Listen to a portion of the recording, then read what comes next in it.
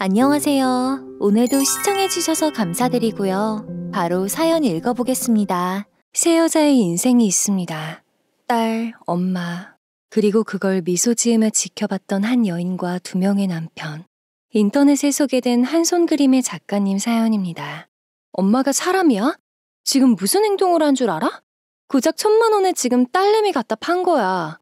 그 돈으로 명품백 사고 카드값 갚으니까 좋아?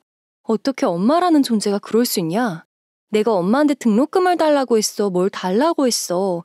그 그림이 나한테 어떤 건데 어떻게 그걸 갖다 팔아? 그러고도 엄마야? 안녕하세요. 저는 30대 후반의 여성입니다. 요즘 날씨가 추워져서 바깥보단 집에 있는 시간이 많아졌어요. 그래서 이런저런 사연들을 듣는 재미에 푹 빠졌습니다.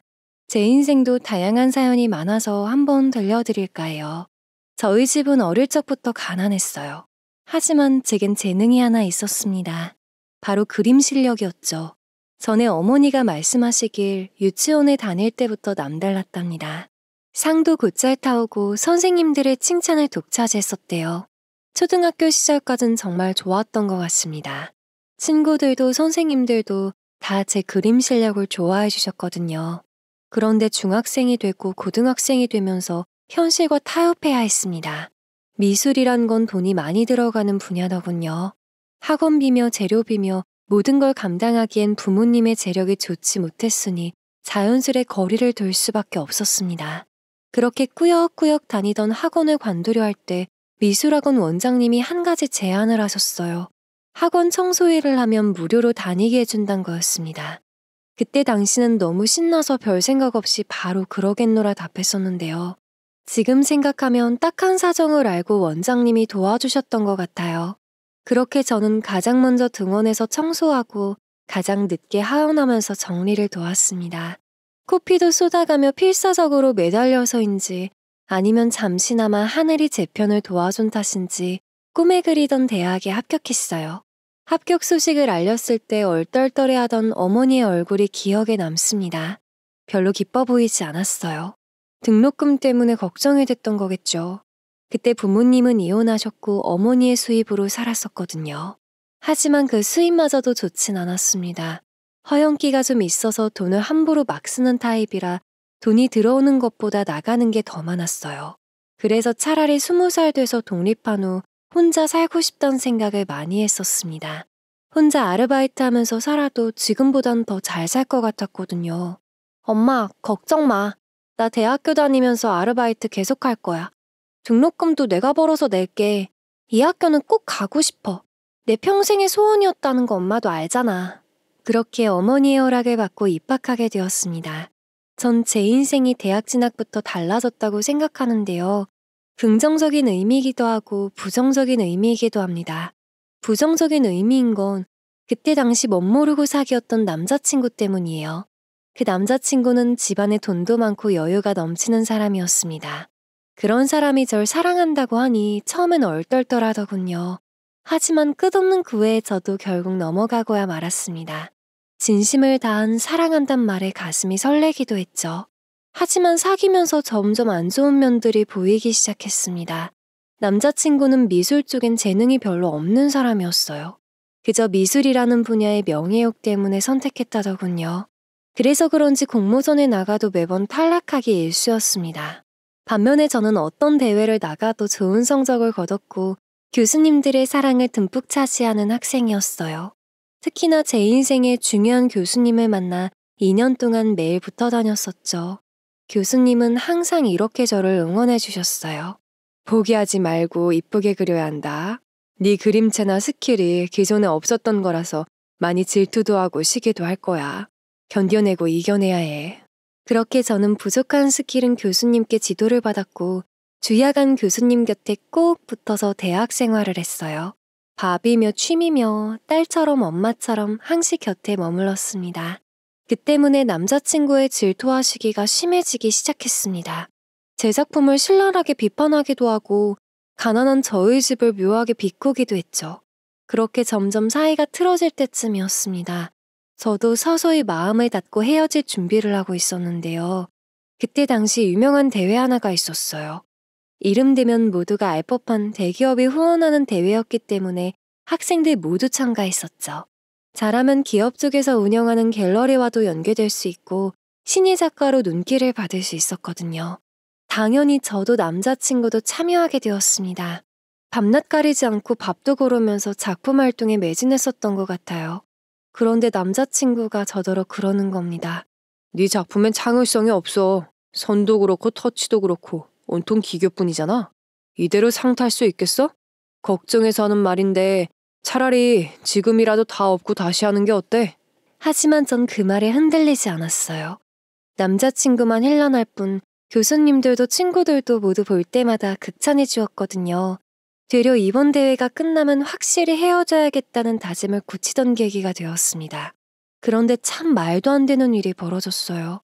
작품 제출 마감 하루 전이었습니다. 완성된 작품은 다음날 제출하기 위해 꼼꼼하게 포장해서 집에 가져다 둔 상태였어요. 그날 친구가 같이 저녁 먹자고 하기에 만나서 식사한 다음 집으로 들어갔습니다. 그런데 제 방에 있어야 할 그림이 안 보이는 거예요. 사이즈도 꽤 커서 벽에 기대두었던 상태였는데 감쪽같이 사라진 거죠. 전 깜짝 놀라 당장 어머니를 찾았어요. 제 방에 있는 그림 못 봤냐고 했더니 심드렁하게 남줬다고 하시는 겁니다. 아니 그게 대체 무슨 소리냐. 그건 대회 제출용 작품이라고 말하지 않았냐고 마구 소리쳤어요. 그리고 당장 가서 다시 찾아오라고 했죠. 그때 어머니 입에서 나왔던 말은 아직까지도 생생하게 기억합니다. 내가 너 성인까지 키워줬는데 그래도 효도 한 번은 해야 하는 거 아니니? 남들 다 있는 명품백, 안마의자 이런 거 사줄 생각은 안 하고 그깟 그림 하나 판 거 가지고 왜 이렇게 난리야? 당장 굶게 생겼는데 우리도 사람처럼 살아보자. 그깟 그림이라는 말보다 판 거 가지고란 말에 더 눈이 돌아갈 것 같았습니다. 내 그림을 지금 팔았다는 거냐고 얼른 자세히 말해보라고 다그쳤어요. 그랬더니 참 믿기 힘든 말을 늘어놓더군요. 얼마 전부터 남자친구네 집에서 연락이 계속 왔었답니다. 제 작품을 돈 받고 팔라는 연락이었대요. 처음엔 계속 거절했는데 제출 하루 전이 되니 다급했는지 금액을 2배로 부르더랍니다. 그래서 눈이 돌아가 제가 친구 만난다고 외출했을 때를 노려서 갖다 팔았다는 거죠. 그 2배에 해당되는 금액이 1,000만 원이었답니다. 여러분들은 그게 말이 된다고 생각하시나요? 1,000만 원의 딸의 꿈을, 희망을 팔다뇨. 사람이 너무 화가 나고 슬프면 눈물도 안 나오더군요. 그대로 주르륵 바닥에 주저앉아서 멍하니 있었던 기억이 납니다. 더 믿을 수 없는 건 그 돈을 1시간도 안 돼서 모조리 다 써버렸단 점이에요. 당장 그 돈 들고 남자친구네 집에 가서 그림 찾아오라고 했더니 벌써 다 썼다는 겁니다. 거짓말하지 말라며 폰을 뺏어서 뒤져보니 명품 중고 판매상에게 홀라당 500만 원 보내면서 저번에 찜해뒀던 거 내일 가지러 가겠다는 문자가 보이더군요. 남은 500만 원은 여기저기 카드 돌려막기 하는 비용으로 쓴 거 있죠. 엄마가 사람이야? 지금 무슨 행동을 한 줄 알아? 고작 1,000만 원에 지금 딸내미 갖다 판 거야. 그 돈으로 명품백 사고 카드값 갚으니까 좋아? 어떻게 엄마라는 존재가 그럴 수 있냐. 내가 엄마한테 등록금을 달라고 해서 뭘 달라고 했어. 그 그림이 나한테 어떤 건데 어떻게 그걸 갖다 팔아. 그러고도 엄마야? 그때 어머니께 처음으로 따귀를 맞았습니다. 그 귀싸대기로 정신이 확 차려지더군요. 아, 더 이상 엄마랑 같이 살 수 없겠구나. 이 집에서 벗어나야겠다 하는 생각이 들었죠. 전 그 길로 곧장 짐을 챙겨 빠져나왔습니다. 다니던 대학도 휴학하고 폰번호도 바꿔버렸어요. 그리고 지방으로 내려가 숙식 제공되는 공장에 취업했습니다. 그곳에서 반년이든 1년이든 돈을 모아서 등록금도 내고 자취도 할 생각이었어요. 그땐 오히려 힘든 줄도 모르고 일했던 것 같습니다. 육체적인 피로도가 상당하니까 다른 생각할 여유도 없었거든요. 숙식 제공되는 곳에서 틀어박혀 일하니 돈 쓸 곳도 없으니 저절로 저축이 되고 돈이 쌓였습니다. 그렇게 10개월쯤 지났을 때였어요. 슬슬 대학 복학을 생각하며 공장 일을 접으려 마음먹던 시기였습니다. 지금도 떠올려보면 그 사건이 정확하게 기억이 나질 않아요. 그냥 평소처럼 기계를 돌렸고 재료를 넣고 작동 버튼을 눌렀던 것까진 기억이 납니다. 그런데 안에 들어있던 칼날이 갑자기 오작동을 일으키면서 헛돌기 시작했고 날카로운 것이 제 손등과 손목을 휘저었어요.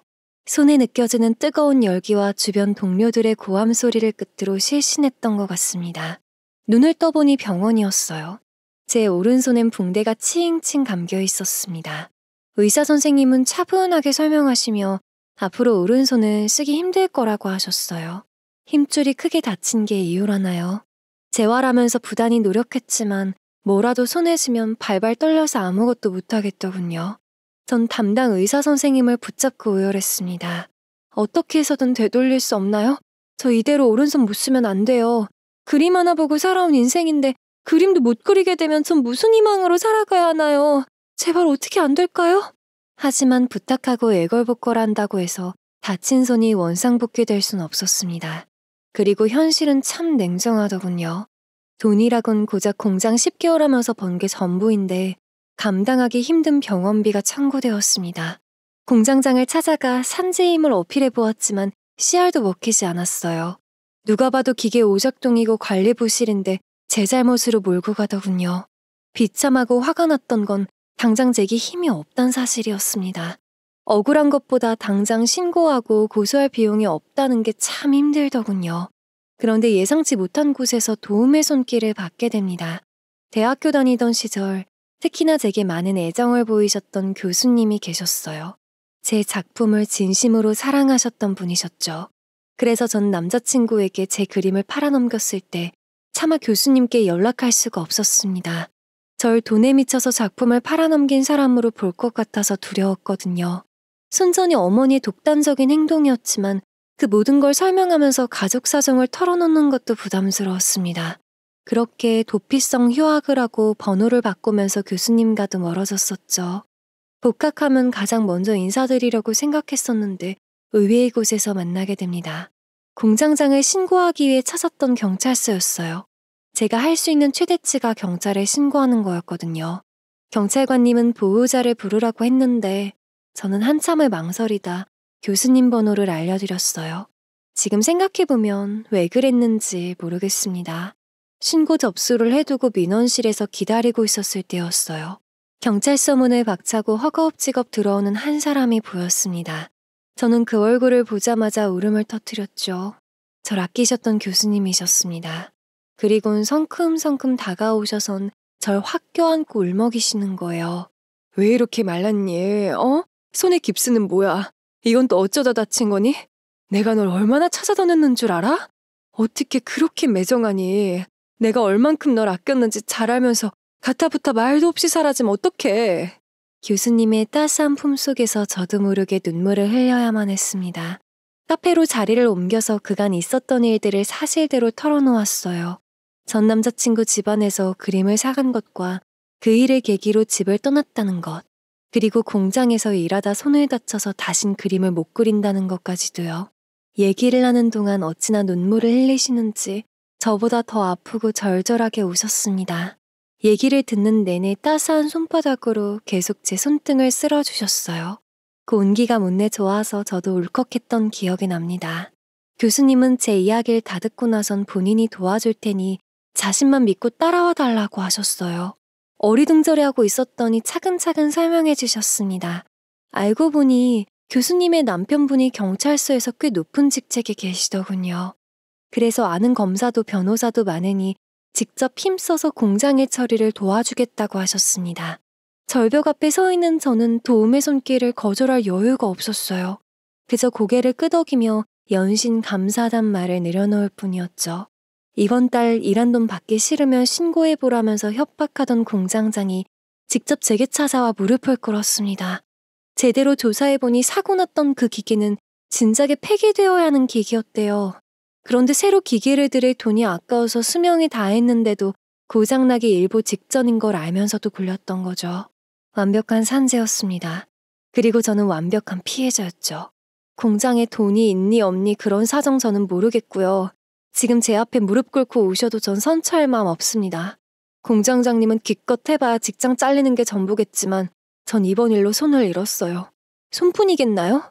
제 꿈도 잃었고 가야 할 길도 잃었습니다. 저보다 더 힘들지도 않으면서 제 앞에서 울지 마세요. 가식처럼 보이니까요. 선처하지 않겠다는 제 뜻에 따라 공장장뿐만 아니라 공장 자체에도 처벌이 가해졌습니다. 안전사고는 예민한 부분이라 그런지 처벌도 강하더군요. 억대 피해 보상금을 받았고 공장은 결국 문을 닫게 되었습니다.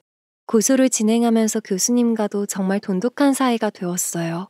저희 집안 사정을 다 아시는 분이셔서 절 딸처럼 챙겨주셨답니다. 자취방을 구하는 것부터 재활훈련까지 모조리 다 도와주셨어요. 정말 제겐 생명의 은인 같은 분이시죠. 그리고 제 앞길을 열어주신 분이기도 합니다. 어느 날 제게 그림 하나를 선물해 주시더군요. 이 그림을 보면 제 생각이 나더래요. 그래서 꼭 제게 주고 싶으셨답니다. 누군가에게 그림 선물을 받는 건 처음이라 무지 설렜어요. 그림을 가리고 있던 천을 풀어내니 처음 보는 화풍의 작품이 눈앞에 펼쳐졌습니다. 드넓은 바닷가에 작은 무인도가 있고 그 위엔 한 여자가 서 있었어요. 그리고 그녀의 곁에 돛담배 하나가 떠다녔죠. 간결하고 심플한 그림이었습니다. 그런데 그 모습을 보자 눈물이 펑펑 흐르는 거예요. 무인도에 서 있는 여자가 꼭 저인 것만 같았거든요. 그림을 보다 펑펑 울음을 터뜨리니 교수님께선 당황해하시며 손수건을 쥐어주셨습니다. 울음이 어느 정도 가라앉고 나니 그렇게 감동적이냐고 물어보시더군요. 그래서 전 고개를 절레절레 저어가며 그게 아니라 너무 슬퍼서 울었다고 답했습니다. 저 여자가 꼭 저인 것만 같아서 눈물이 났다고요. 작품은 해석하기 나름이라더니 정말 다른 의미로 받아들였구나. 나도 저 여자가 너인 것처럼 느껴졌단다. 하지만 그 앞에 있는 작은 돛담배가 구원자처럼 보였어. 그래서 너에게 긍정적인 의미를 주고 싶어서 선물했던 거란다. 전 깜짝 놀랐어요. 교수님과 반대로 해석했거든요. 제 눈엔 그 돛담배가 마지막 남은 희망으로 보였습니다. 그 희망이 제 곁을 떠나는 모습처럼 느껴졌죠. 그때 기분 좋은 소름이 돋으면서 묘한 감정이 들었습니다. 아, 같은 작품을 이렇게 상반되게 해석할 수 있구나 싶었어요. 그리고 그 감정은 제 꿈을 바꿨습니다. 바로 도슨트라는 직업이에요. 갤러리나 미술관에서 작품 설명을 도와주는 역할이죠. 큐레이터와는 차이가 있습니다. 큐레이터는 작품들을 관리하고 전시하는 업무를 주로 보거든요. 전 미술 작품을 해석하는 일에 메리트를 느꼈기 때문에 그쪽 분야로 진로를 결정하게 되었습니다. 이렇게 결정 내리게 된 건 전적으로 교수님과 교수님 아드님의 역할이 컸어요. 교수님의 아드님은 무슨 말이냐고요? 교수님께서 선물해 주신 그림이 바로 아드님이 그린 거였거든요. 아드님은 순수 미술학과로 활동하고 계신 분이셨습니다. 그렇게 인연이 닿은 아드님과는 같이 몇 번 식사도 같이 하며 친구처럼 지내게 되었어요. 자연스레 교수님 가족분들과 친분이 쌓이게 된 거죠. 이후 교수님의 제안으로 다 같이 운동도 즐길 만큼 친해졌습니다. 다만 교수님은 나이가 나이인지라 무릎 통증이 있으셔서 나중엔 빠지게 되었죠. 대신 교수님의 아드님과 저는 매주 주말마다 만나서 스포츠를 즐겼어요. 운동은 사람의 심장을 뛰게 만들죠. 그래서 저와 아드님의 사이가 발전된 걸지도 모르겠습니다. 어느새 연인 사이가 되었고 그의 교수님은 뛸 듯이 기뻐하셨죠. 그렇게 결혼까지 정말 순식간에 결정되었어요. 눈을 감았다 뜨니 어느새 교수님은 제 시어머니가 되어 있었고 아드님은 제 남편이 되어 있었습니다. 정말 행복한 날들이었어요. 도슨트로 활동하며 새로운 가정에 충실했던 30대 때 제 앞으로 폭탄이 떨어졌습니다. 바로 친정엄마의 연락이었죠. 어떻게 알아냈는지 제 폰으로 전화가 왔습니다. 얘, 너 결혼했더라? 어떻게 엄마 부를 생각도 안 하고 홀라당 결혼할 수가 있니? 아무리 내가 싫다더라도 우리 모녀 사이야. 결국에 나중 가면 남는 건 핏줄밖에 없다? 나중에 후회하지 말고 미리미리 효도하란 소리야. 10년이 넘는 세월이 지났는데도 그 뻔뻔스러움은 여전하더군요. 누가 보면 제가 부모를 내다버린 줄 알 정도였습니다. 가만히 듣고 있으니 제가 수긍한 줄 알았는지 본론을 꺼내기 시작했어요. 그래도 자기 앞가림은 하면서 살 줄 알았는데 너무 과한 바람이었나 봅니다. 여기저기 빚진 돈이 많아서 더 이상 빌릴 곳도 마땅찮고 카드며 뭐며 죄다 막혔대요. 그래서 당장 지금 살고 있는 집도 비워줘야 할 판이랍니다. 전에 같이 살 때 머무르던 투룸이 아니라 반지하에 살고 있다네요. 그러니까 결론적으로 자기 집 좀 해달라는 거였어요. 어떻게 조사한 건지 시댁 부모님 직업과 집안에 대해서도 빠삭해 하는 거 있죠. 그러니까 자기 집 정도면 눈 하나 깜짝 않고 해줄 수 있는 거 아니냐면서 뭐 돈 맡겨놓은 사람처럼 굴더군요. 10년이라는 세월은 사람의 성격도 바꾸잖아요. 20대의 저와 30대의 저는 상당히 많이 달라져 있었습니다. 20대 때라면 몰라도 30대가 되어 남편과 시댁 어르신들의 사랑을 받은 저는 어머니의 말도 안 되는 욕을 따질 줄 아는 여자가 되어 있었죠. 저기요, 저한테 뭐 돈 맡겨 놓으셨어요? 다 키워줬으니 돈 달라고요? 저를 제대로 키운 거긴 하세요. 초중고 유년 시절 때 방치하셨잖아요. 경찰에 신고하면 방임죄로 구속되실 정도로요. 아니라고 말씀하실 수 있으세요? 엄마라는 이름도 부르기 싫으니 다신 연락하지 마세요. 어머니의 전화 한 통에 구질구질했던 과거로 다시 이끌려가는 기분은 참 더럽게 그지없더군요. 일부러 더 차갑게 말하고 번호도 차단해버렸습니다. 제발 다신 눈앞에 안 나타나기만을 바랬죠. 그런데 구질했던 과거는 한 번 얽히니까 주변으로 금세 번져나가기 시작하더군요. 새로 이직한 갤러리에서 문제가 생겼습니다. 전에 다니던 곳보다 명성도 높고 인기도도 높은 곳이었어요. 도슨트라면 한 번쯤 탐날 만한 곳이었죠. 그래서 이직이 결정됐을 때 시댁 식구들이 엄청 기뻐하셨답니다. 저도 열심히 한 만큼 성과를 낸 것 같아 뿌듯하기도 했고요. 그런데 그곳에서 큐레이터로 일하고 있는 전 남자친구를 만나게 되었습니다. 같은 미술 분야를 공부했기 때문에 언젠가 마주칠 일이 생길지도 모르겠단 막연한 생각을 갖고 있긴 했어요. 하지만 제 예상과 달리 화가가 아니라 큐레이터가 되어 있더군요. 전 남자친구도 저를 보고 눈을 크게 뜨는 걸 보니 기억하고 있는 모양이었습니다. 새로운 식구라고 인사를 나눌 땐 그냥 모르는 사람인 척 연기하면서 악수를 나눴어요. 그도 생각이 있다면 제게 아는 척하진 않겠지 하고 막연히 생각했었습니다. 그런데 그 사람 지난 세월 동안 더 추잡해졌더군요. 은근슬쩍 제가 입고 다니는 옷과 가방 그리고 차량까지 훑어본 다음에 비꼬듯이 말을 걸어오는 겁니다. 부잣집 남자 하나 꼬셔서 결혼했나 봐. 행색이 많이 바뀌었다 너. 그럼 전에 우리 엄마한테서 받아간 1,000만 원 돌려주라. 난 이제 그 돈이 필요하거든. 안 주면 너네 남편한테 다 일러버린다. 우리 사이 좋았잖아. 밤도 그렇고. 진짜 혈압이 오르다 못해 터져버릴 것 같더군요. 전 마시고 있던 아이스 커피를 전 남자친구에게 쏟아버렸습니다. 그랬더니 파드득 놀라 떨어지면서 험한 말을 해대더군요. 그런데 하나도 무섭지 않았습니다. 제 뒤엔 든든한 남편과 시댁 식구들이 있으니까요. 그분들이 절 이렇게 만들어주신 거죠. 누가 시비를 걸면 그만큼 대응하고 참지 말라는 것을요. 야, 말은 똑바로 하자. 실력도 없는 게 지 여자친구 그림 실력 시계 질투해서 돈 줄 테니 팔아달라고 구걸한 건 너 아냐? 내가 달라고 해서 받아가니 그 돈?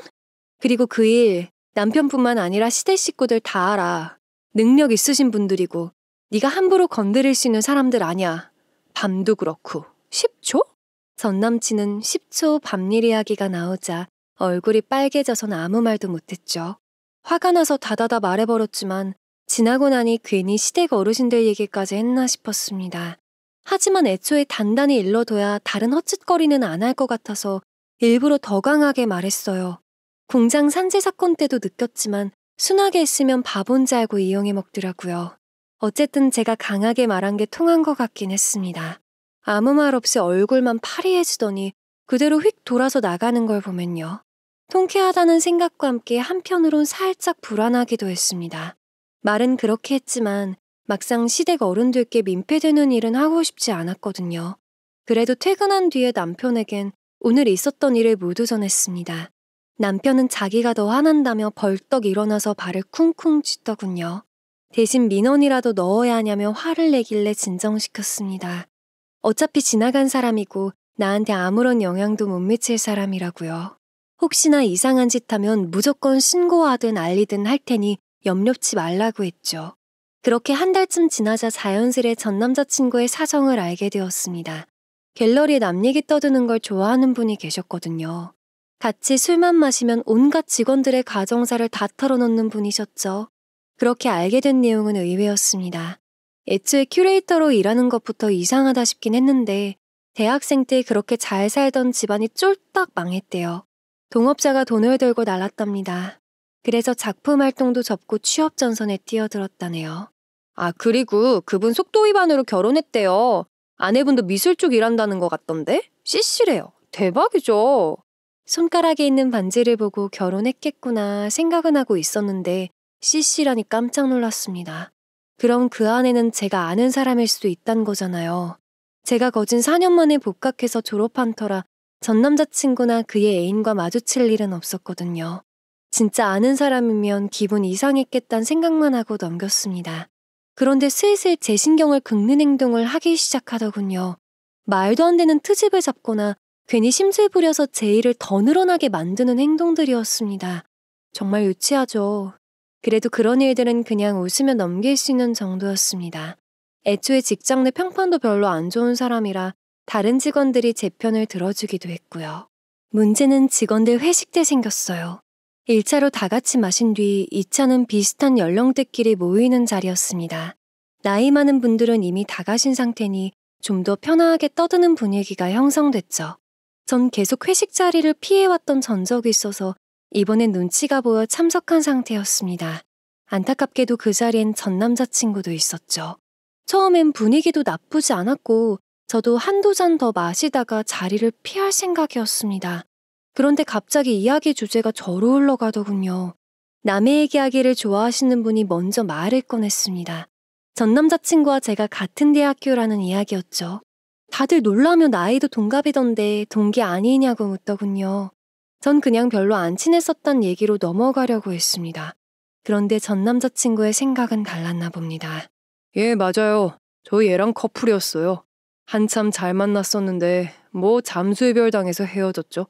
데이트 비용도 다 제가 내고 전 진심을 다해 사랑했었는데 남들이 너 꽃뱀한테 물린 거 아니냐고 할 정도였거든요. 지금 생각하니까 그것도 다 추억이네. 그치? 은근히 비꼬듯이 말하는데 얼굴이 확 달아올랐습니다. 남들이 들으면 제가 남자 하나 꼬셔서 등쳐먹다가 버린 것처럼 보일 거 아니에요. 실상은 완전히 달랐는데 말입니다. 그 당시 저는 가난해서 등록금 버는 것만으로도 빠듯했어요. 그래서 연애도 하기 싫었던 건데 애초에 전 남자친구가 자기가 다 부담할 테니 제발 사귀자고 해서 만났던 거였어요. 그리고 데이트 비용을 전액 다 부담한 것도 거짓말입니다. 없는 형편이지만 그렇다고 염치도 없는 건 아니었어요. 전 남자친구가 밥을 사면 저는 커피 한 잔이라도 사려고 노력했죠. 그런데 직원들 듣는 앞에서 저렇게 비꼬면서 과거를 더럽히다니 화가 나서 미칠 것 같았습니다.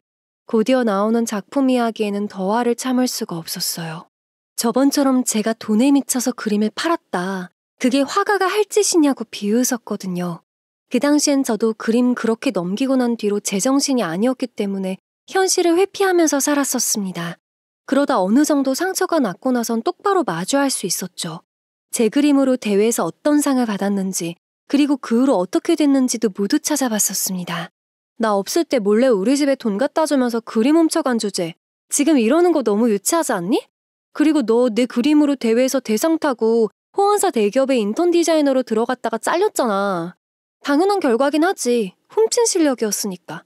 쪽팔리지도 않나 봐. 지저분한 과거 얘기로 분위기 망치고 싶지 않았는데.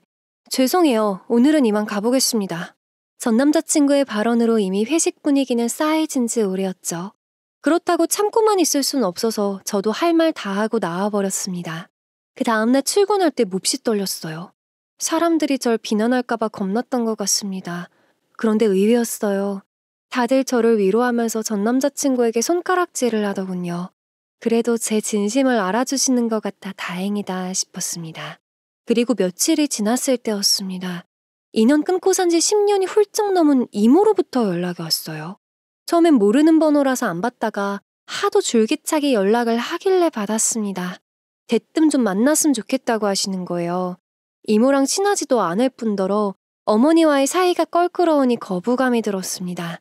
그런데 만나서 하는 게 아니면 말하기 어려워서 그렇다며 꼭 좀 시간을 내달라고 부탁하시더군요. 그래서 하는 수 없이 약속을 잡고 주말에 만나 뵙게 되었습니다. 그렇게 듣게 된 사실은 현실을 부정하고 싶을 만큼 끔찍했어요. 이모는 10년 전의 본 모습보다 훨씬 헬쑥하고 말라 있었습니다. 오랜만에 만나는 조카에게 이런 이야기를 해서 미안하단 말로 시작하셨는데요. 그간 어머니에게 남자친구가 생겼던 모양입니다. 그 남자친구란 사람은 사업을 하는 분이었는데 재산이 많은지 만날 때마다 비싼 밥을 사줬다고 해요. 이모랑 어머니랑은 사이가 좋았으니 자주 만났었나 봅니다. 그러던 어느 날 그 남자친구란 사람이 돈을 빌려달라고 하더래요. 그냥 빌려달란 게 아니라 매달 5%씩 이자를 주겠다고 했답니다. 그래서 솔깃했답니다.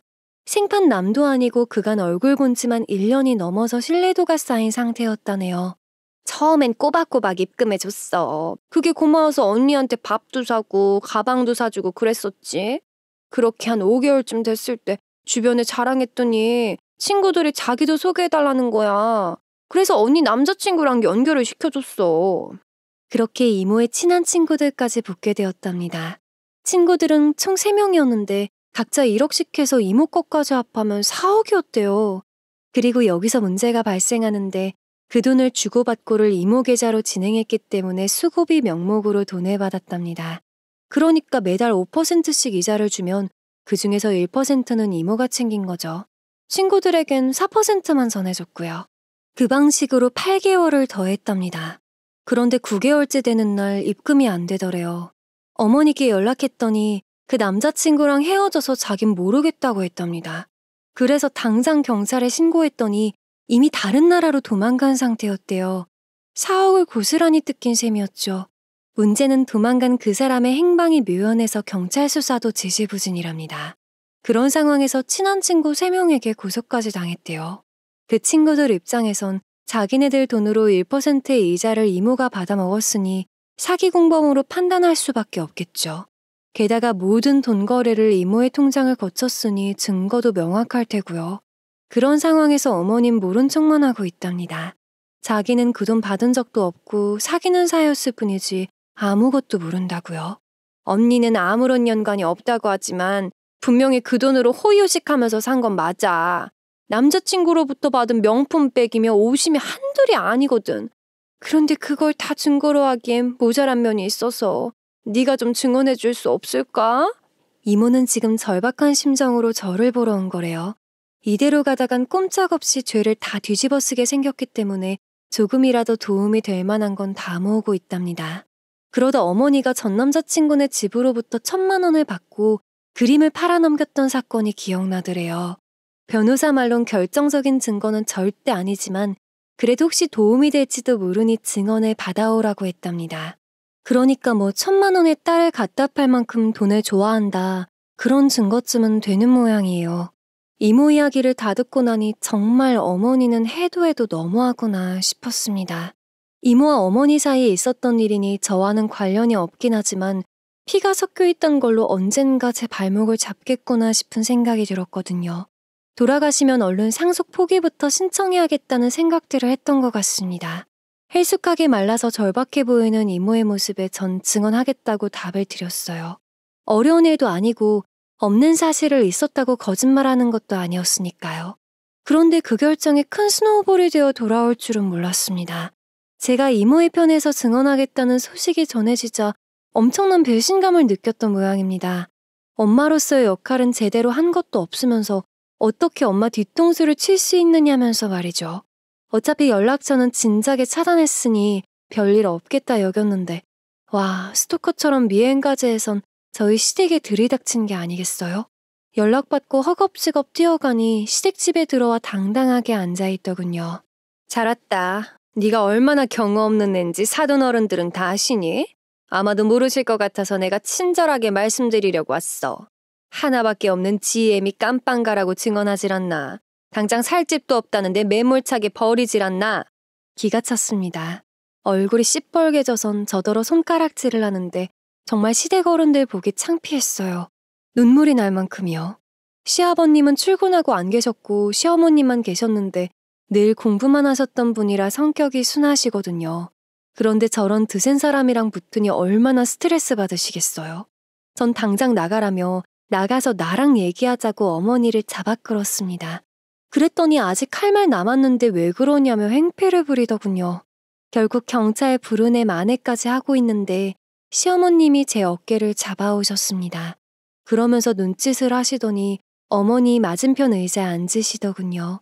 사돈댁을 이제서야 본다면서 온화한 미소를 지으며 인사까지 건네셨습니다. 어머니는 예의 없이 팔짱을 낀 채 결혼식 때 안 불렀으니 이제야 보는 거 아니냐며 시비를 걸었죠. 노골적인 시비에도 시어머님은 평온한 얼굴을 유지하셨습니다. 그러면서 새아가가 경우가 없다고 하셨는데 어떤 걸 말하는 거냐고 물어보셨죠. 그랬더니 어머니 신이 나선 미주알 고주알 다 말하기 시작했습니다. 먹고 살 돈이 없어서 그림 하나 팔아서 돈 좀 받았다고 인연 끊겠다고 저를 버렸다는 이야기라더군요. 그래도 엄마 된 입장에서 참고 살았는데 살기 힘들어서 집 좀 구해달라는 연락을 했더니 씹어버렸다는 말도요. 끝으로 이모 사기 사건에 증언하기로 한 것까지 모조리 다 털어놓았습니다. 하지만 어머니가 모르는 사실이 하나 있었죠. 방금 말한 모든 일들을 시어머님은 다 알고 계시단 거예요. 제겐 시어머니이기 전에 절 구원해준 교수님이자 은사님입니다. 모를 리가 없었죠. 최근에 있었던 증언일도 당연히 다 말씀드렸고 알고 계십니다. 그럼에도 불구하고 시어머님은 처음 듣는 이야기인 척 고개를 끄덕이며 다 들어주셨어요. 그런 다음에 입을 여셨죠. 먹고 살기 힘들었다고 하셨는데 따님 꿈판 돈으로 명품백 사지 않으셨나요? 그리고 당신 집을 우리 애가 왜 사주나요? 유년 시절 따뜻한 집밥 한번 해준 적 없는 애한테 왜 집을 바라나요? 우리 애가 경우가 없다고요? 사돈은 염치가 없으시네요.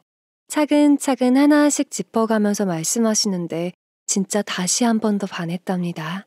어찌나 차분하고 고상하던지 제 친정어머니와는 완전히 딴판이었죠. 어머니는 그 말을 듣자마자 얼굴이 시뻘개져서 마구 따서대기 시작했습니다.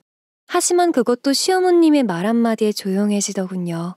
남편이 경찰서에서 일하는데 꽤 높은 보직이라고 말씀하셨거든요. 시아버지가 경찰인 줄은 몰랐나 봅니다. 두 눈이 잔뜩 커져서 당황하는 걸 보면요. 시어머니는 커피를 홀짝이며 말을 이어나갔습니다. 그렇게 억울하고 분하면 고소를 하든 경찰에 신고를 하든 마음대로 하라고요. 우리는 그쪽에서 뭘 바라든 줄 생각이 없다. 대신 또다시 우리 새아가를 건드리면 다음번엔 경고로 끝나지 않을 거란 말도 덧붙이셨습니다. 그 순간에 시어머님이 얼마나 든든해 보였는지 모릅니다. 울컥해서 눈물이 차오를 정도였죠. 친정어머니는 허겁지겁 가방을 챙겨 나가버렸어요. 아마도 경찰 앞에서 당당하지 못할 일이 많은 모양이었습니다. 시어머님은 어머니가 나가자마자 주저앉으셨어요. 깜짝 놀라서 부축해드렸더니 사실 온몸 가득 긴장하고 계셨답니다. 그러다 어머니가 나가고 나니 긴장이 풀린 것 같다며 무릎을 주무르셨죠. 감사하고 죄송한 마음에 시어머님을 끌어안고 엉엉 울었습니다. 집안도 좋고 사랑 듬뿍 받고 자란 며느리를 만났다면 이렇게 못된 말을 할 일도 없으셨을 텐데 하는 생각이 들었죠. 시어머님은 그런 제 마음을 기가 막히게 알아보시곤 저를 보듬어 주셨습니다. 또 스스로 갉아먹는 생각했지? 그러지 말려무나. 나는 네가 울면 가슴이 찢어질 것 같이 아파. 내겐 며느리, 딸, 제자 그 이상의 존재란다. 네가 행복해지는 게 내 평생의 소원이 되었어. 그러니까 나쁜 생각일랑 말고 어떻게 하면 행복해질지 그 생각만 해. 정말 다정한 분이시죠. 시어머님이 없었다면 전 아마 어머니한테 상처받아 또 울고 있었을지 모르겠습니다. 이번에 제대로 한 방 먹여서 그런지 그 후로는 직접 찾아오거나 연락하는 일이 없었어요. 번호를 차단해두면 또 모르는 번호로 연락하고 그래서 많이 피곤했었거든요. 그래서 안심했던 게 문제였을까요? 이상한 방식으로 뒤통수 칠 줄은 꿈에도 몰랐습니다. 이직한 갤러리에서 직장 생활도 원활하게 잘 이어나가던 중이었어요. 전 남자친구는 회식 때 이후로 깨갱해서 아예 저랑 눈도 안 마주칠 정도였죠. 복병은 의외로 딴 곳에 있었습니다. 퇴근하고 나가려는데 갤러리 앞에 어떤 여자가 서 있더군요. 그냥 그런가 보다 하고 지나가려니 제 이름을 부르는 게 아니겠어요? 고개를 돌려보니 어쩐지 익숙한 얼굴이 보였습니다. 기억이 날 것도 같은데 정확히 생각이 안 나서 더듬더듬 걸었더니 자기 이름을 말하더군요. 이름을 들으니까 확실하게 기억이 났습니다.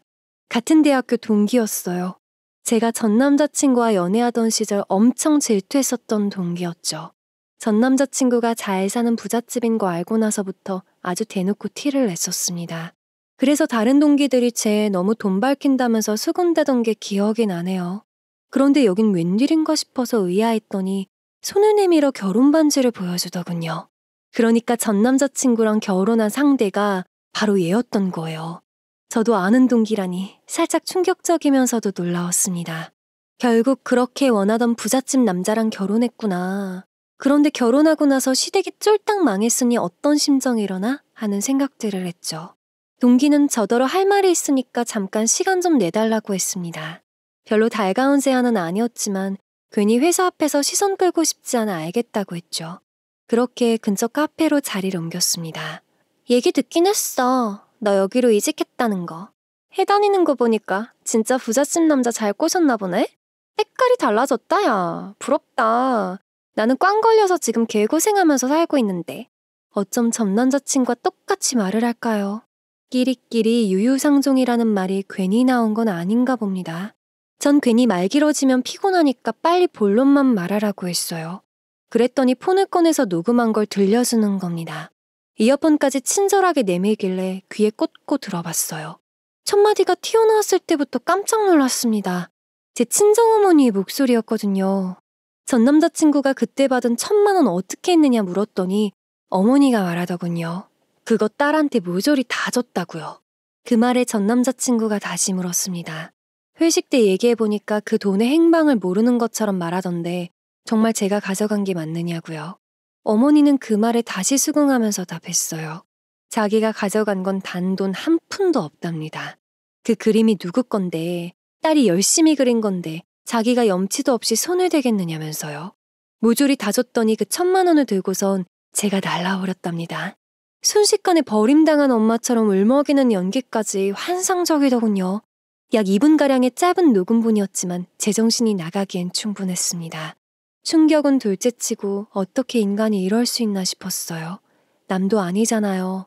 가족인데다 본인 딸이잖아요. 남들은 제 배 아파서 낳은 자식 사랑스러워 미치겠다는데 우리 엄마는 왜 이런 사람일까 하는 생각이 들었습니다. 이어폰을 뽑고 가만히 제 앞에 여자를 바라봤어요. 그래, 듣긴 다 들었는데 그래서 대체 나한테 바라는 게 뭐냐고요. 전 남자친구 아내는 빙긋 웃으며 말했습니다. 우리 애가 벌써 초등학교 입학이야. 나 이제 염치고 뭐고 아무것도 없어. 그런데 우리 애 기죽지 말라고 책가방 하나쯤은 명품으로 사주고 싶더라고. 그럴 돈이 없어서 고민을 많이 했는데 남편으로부터 재밌는 얘기 들어서 말이야. 제가 전 남자친구가 일하는 갤러리에 취업한 걸 듣고 머리를 썼답니다. 제게서 돈을 뜯어내기 위한 머리였겠죠. 마침 좋은 집에 시집간 듯하고 돈이 많아 보이니까 노림의 대상이 된 모양입니다. 그래서 둘이서 짜고 저희 어머니를 찾아갔나 봐요. 그 타이밍에 어머니는 시어머님께 잔뜩 혼이 난 상태였으니 더 한껏 꾸며낸 이야기로 말한 거죠. 제가 그 돈을 모조리 다 챙기고 도망갔다는 말도 안 되는 이야기를요. 그래서 지금 전 남자친구의 아내는 저더러 10여 년 전에 받은 1,000만 원을 내놓으라는 겁니다. 계좌이체한 내역은 있고 서로 간에 쓴 계약서는 없대요. 그러니 그 돈으로 그림을 팔았는지 뭘 했는지 법적으로 증명할 수 없을 거랍니다. 재판부에서 볼 땐 저희 어머니 계좌로 1,000만 원이 입금됐고 그 돈을 모조리 다 인출한 기록뿐이란 거예요. 그리고 어머니는 인출한 돈을 다 저에게 주었다고 주장하고 있고요. 빌려준 돈을 받지 못했다는 죄목으로 절 고소할 생각이랍니다. 고소하고 법정 다툼까지 가서 서로 더럽게 지낼 바엔 그냥 깔끔하게 1,000만 원 주고 끝내자는 거죠. 어차피 서로 변호사 선임이니 뭐니 하면 골치 아프잖아. 깔끔하게 해결하자고. 너희 시댁 그만큼 잘 사는데 1,000만 원쯤은 껌 아니야? 괜히 소문났다가 이혼당하지 말고 돈 주고 끝내. 난 그 돈 무조건 받아야겠으니까. 뻔뻔한 걸 지나쳐서 참 어이가 없었죠. 그 1,000만 원 때문에 제 인생이 격변했는데 절벽 끝까지 몰렸었는데 이젠 그 1,000만 원 때문에 또 과거에 휩싸이고 있으니까요. 세상은 나에게 왜 이렇게 야박한가 하는 생각도 들었습니다. 전 구태여 이렇다 저렇다 한 말 붙이지 않고 한마디만 남긴 채 카페를 빠져나왔어요. 그래, 그럼 고소해. 구태여 나한테 와서 이렇다 저렇다 할 필요 있니? 증거가 확실하고 이길 자신이 있으면 고소하면 되잖아. 너 말대로 나 결혼 잘했어. 그래서 돈도 많고 시간도 많아. 얼마든지 받아줄 테니까 꼭 고소해. 그렇게 카페를 벗어나 시댁에 도착하고 나서야 막혔던 숨이 쉬어졌습니다. 저를 괴롭히는 이들에게서 도망칠 수 있는 유일한 안식처였어요. 시어머님 품에 아기처럼 안겨서 미주알고주알 오늘 있었던 일들을 털어놓았습니다. 어머님은 참 잘했다며 제 머리를 쓰다듬어 주셨죠. 그 손길이 어찌나 좋던지 일부러 더 칭얼거렸던 것도 같아요. 시어머님은 제가 좋아하는 딸기를 사두었다며 몸을 일으키셨습니다. 그런데 갑자기 무릎을 짚곤 허리를 숙이시는 거예요. 깜짝 놀라서 붙잡으니 괜찮다며 요즘 무릎 관절이 영 안 좋다고 하시더군요. 이제 나이가 들긴 했나 보다 하는 능청스러운 말도 덧붙이셨죠. 제가 걱정할까봐 일부러 하신 말씀인 게 티가 났습니다. 그리고 그때 이전에 봤던 장면들이 다다다 스쳐 지나가기 시작했어요. 친정어머니가 찾아왔을 때 무릎을 떨면서 주저앉으셨던 것. 한참 같이 운동하던 시절 무릎이 안 좋다며 관두셨던 것들이요. 전 바로 시어머님의 손을 붙잡았습니다. 당장 같이 병원 가보자고 했죠. 어머님은 아유 요즘 내 또래 애들 중에 무릎 안 아픈 애 아무도 없다며 오버라고 완료하셨습니다. 전 제 눈으로 괜찮다는 검사 결과를 보지 않으면 안 된다며 괜히 더 오버해가며 내일 같이 병원에 가보기로 약속했습니다. 그렇게 다음날 해가 뜨자마자 큰 병원을 찾았어요. 엑스레이를 찍고 몇 번 검사를 해보더니 정밀 검사를 해봐야겠다더군요. 그 말에 점차 더 불안은 속았습니다. 그렇게 검사를 받은 후 받게 된 결과는 고륙중이었어요. 고륙중이 생소하신 분들도 계실 겁니다. 쉽게 말해 뼈암이에요. 뼈에 암이 생긴 거죠. 시어머님은 무릎뼈에 암이 생긴 상태였습니다. 보통 무릎 주위에 흔히 생긴다고 하더군요. 절망적이었습니다. 처음에 무릎이 안 좋다고 할 때부터 병원에 데려갔어 했는데 온통 제 잘못인 것만 같았죠. 얼굴 보니까 또 너 자기 탓하고 있지? 아유, 그러지 말래도. 원래 내 나이쯤 되면 암 하나씩 생기고 그래. 얼마 전에 친한 동기도 혈액암 때문에 고생했는데 지금은 완치됐더라고. 걱정 마. 내가 좀 튼튼하니 금방 일어날 거야. 어머님의 병환으로 시댁 분위기는 많이 가라앉게 되었어요. 폐 쪽으로 전이된 상태여서 예후가 좋은 편은 아니었거든요. 전 매일 퇴근하자마자 병실을 찾아 희망찬 이야기를 늘여놓다 집에 가곤 했습니다. 그게 하나의 루틴이 되었죠. 지극정성을 다한 병간호가 도움이 되었을까요? 시어머님은 생각보다 잘 이겨내고 계셨습니다. 가끔씩 담당의로부터 긍정적인 말을 들으면 하루 종일 신나곤 했었죠. 그동안 몇 번씩 어머니로부터 연락이 왔지만 무시했더니 씩씩대면서 저희 갤러리로 찾아오셨습니다. 하필 그날은 작품 전시회가 있었고 제가 도슨트로서 설명하는 날이었죠. 잔뜩 화가 나선 행패를 부리길래 왜 그러나 했더니 전에 사귀었던 남자친구가 베트남에서 붙잡혔답니다. 그래서 한국으로 송환됐는데 사기친 돈의 절반은 친정어머니에게 줬다고 자백을 했다네요. 그래서 화풀이 하러 온 거였어요. 제가 그딴 증언만 안 했으면 자기가 엮일 일 없었을 거라나요? 애초에 사기치고 잘못한 건 본인이면서 또 남 탓만 하더군요. 지겨울 정도였습니다. 전 갤러리에 피해를 주면 안 되니 흥분한 어머니를 붙잡고 밖으로 내보내려 했어요. 그런데 거기서 전 남자친구가 나댈 줄은 몰랐죠. 갑자기 끼어들더니 동네 사람들 보세요 하듯이 소리 지르고 난리가 난 거예요. 저 여자가 자기 어미 갖다 판 여자다. 나랑 사귀다가 꽃뱀처럼 돈 뜯은 여자다. 이때다 싶어서 헐뜯기 시작하는 겁니다. 그놈의 1,000만 원을 안 줬다고 보복하려는 듯이 말이에요. 당연히 갤러리 관장님은 엄청 화가 나셨습니다. 어머, 이게 대체 무슨 일이야? 당장 가드들 불러와. 저 사람들 당장 내보내. 나 참 지금 이 전시회 들어간 돈이 얼만데 여기서 난리야? 어머니와 전 남자친구는 가드들 손에 붙잡히지 않으려고 마구 뛰어다니기 시작했어요. 그러다가 전시되어 있던 조각상을 건드린 겁니다. 그 조각상은 위태위태하게 균형을 이루고 서 있는 게 포인트였거든요. 그랬는데 툭 건드리니 어떻게 되겠어요. 바로 쓰러져 버렸죠. 바닥으로 떨어지면서 와장창 깨지고야 말았습니다. 와, 그때 갤러리 전체가 정막으로 들어찼는데 어찌나 소름이 끼치던지 다시 생각해도 오싹하네요. 저명한 작가님의 작품이었기 때문에 그 값어치만 해도 억대가 넘어가거든요. 그날 일의 끝으로 어떻게 됐는지 상상이 되시죠? 법정까지 갔었는데 2억을 배상하라는 판결이 나왔습니다. 돈도 나는 도시반에게 잘된 일이었죠. 어머니는 결국 사기죄로 징역을 살고 있다고 들었습니다. 친족에게 사기친 거기도 하고 죄질이 너무 나쁘다 판단해서 3년형에 떨어졌다네요. 그렇게 긴 기간은 아닌 것 같지만 어쨌든 징역도 살고 배상금도 뱉어내야 하니 사는 게 사는 것 같지 않을 겁니다. 전 남자친구네는 그때 사고친으로 바로 해고 처리되었어요. 배상금 2억은 어머니와 반반 나눠서 1억 부담하기로 했다고 들었습니다. 그것 때문인지 결국 이혼했다네요. 돈은 뭐 할부로 해서라도 갚고 있겠죠. 어쨌든 이렇게까지 된통 당하고 나서야 제 눈앞에 나타나지 않더군요. 덕분에 큰 스트레스 없이 도슨트를 이어나가고 있습니다. 그리고 제가 너무나 사랑하는 저의 시어머님은요. 결국 재작년에 세상을 떠나셨습니다. 너를 만나서 내 인생이 얼마나 행복해졌는지 몰라. 아마 난 전생에 네 엄마였나 봐. 한 번씩 내게 엄마라고 부를 때마다 얼마나 설렜는지 넌 모를 거다. 난 이렇게 떠나겠지만 그래도 네 곁에 가족을 선물할 수 있어서 정말 다행이야. 잊지 마렴. 항상 행복해야 해. 제게 전하는 진심 어린 말에 찢어지는 가슴을 부여잡고 눈물을 흘려야만 했습니다. 평소 자연을 좋아하셨던 시어머님은 수목장으로 모셨어요. 어머님이 보고 싶을 때면 늘 찾는 곳이죠. 그곳에 가면 엄마라고 부르곤 합니다. 그렇게 좋아하시는 줄 알았더라면 생전에 엄마라고 많이 불러드릴 걸 그랬나 봐요. 돌아가신 뒤 모교에 방문해 시어머님의 연구실을 정리할 때였습니다. 정말 오랜만이다 생각하면서 짐들을 챙겼는데 엉뚱한 곳에 꽂혀있는 스케치북이 보이더군요. 오래돼서 색이 바랜 스케치북이었습니다. 그런데 얼마나 많이 열어보고 매만졌는지 겉표지가 한껏 낡아 있었어요. 저는 홀린 듯이 스케치북을 펼쳐들었습니다. 그곳엔 기본적인 스케치부터 시작해서 수채화, 유화 등등 다양한 기법으로 그림이 그려져 있었어요.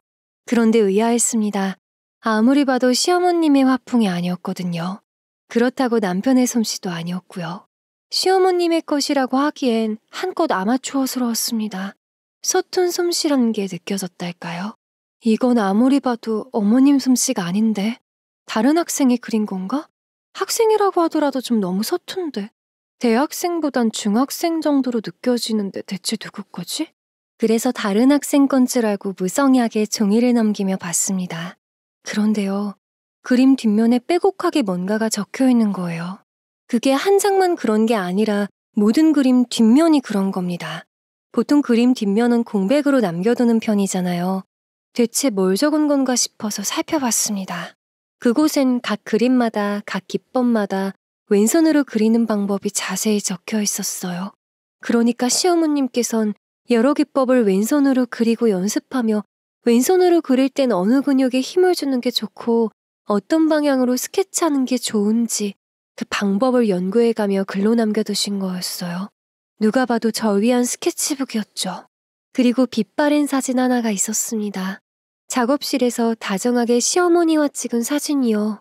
두 여자의 젊었던 시절 순수한 웃음, 모든 것이 찬란했던 그 시절의 미소였겠죠. 눈물이 흐르다 못해 짐승처럼 포효하듯 울음을 터뜨렸습니다. 바닥에 주저앉아서 미친 듯한 비통함을 쏟아내며 가슴을 쿵쿵 때렸어요. 어머님은 제가 그림을 그리길 바라셨나 봅니다. 언젠간 저에게 이걸 주면서 왼손으로라도 그림을 다시 그리라고 말해주고 싶으셨나 봅니다. 사랑이 눈에 보이는 순간이었어요. 어머님의 사랑이 듬뿍 담긴 스케치북은 제 작업실에 소중히 놓여 있습니다. 어머님의 뜻대로 다시 그림을 그리기 시작했거든요. 오른손은 여전히 제대로 쓸 수 없어 왼손으로만 그려야 하지만요. 서툴고 엉성하지만 그래도 다시 시작했다는 것에 큰 의의를 두려고 합니다. 어머님이 남겨주신 소중한 자산들로 열심히 연습해보고 있어요. 오늘따라 어머님이 참 보고 싶습니다. 먼 훗날 다시 만날 땐 왼손으로 그린 그림을 보여드릴 거예요. 그리고 어머님 말씀대로 행복하게 잘 살았노라고 말씀드리고 싶습니다. 지금까지 제 이야기를 모두 들어주셔서 정말 감사합니다. 다른 이야기도 궁금하시다면 구독과 좋아요, 알림 설정 부탁드립니다.